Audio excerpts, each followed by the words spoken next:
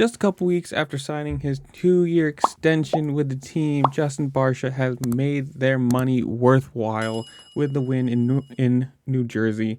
Probably one of the harder races this year. You know, you can pair them by speed, number of laps, jumps, whatever. But being the mudder, you have to be really careful with the clutch. You have to be very stable on the bike. You know, you don't want to fall over and just lose it because you got stuck or everything gets muddy and you can't hold on to your handlebars anymore, whatever. And the pretty cool like mud burnout, whatever you want to call it. You got to give it to him. Yes, there is the pass that he made on Sexton, which people were kind of mad about, whatever.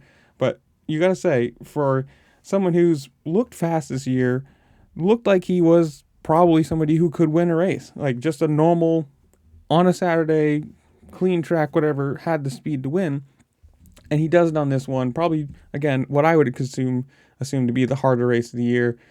Being, I think it's his first win in 2 years, so first win for the team in 2 years also.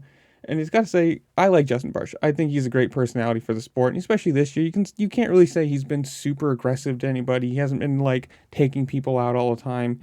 This was just a overall good night for him and the team. Great win, and it's good to see. I mean, looks great for the team to re-sign him and and get a win right back after it. But in the comments below, you tell me, did you go to the race? Did you like the race? Do you like mudders? Do you hate mudders? Do you like Justin Barcia? Probably do you hate Justin Barcia, because that's more of the internet side of things. But whatever it is, comment down below as you're down there.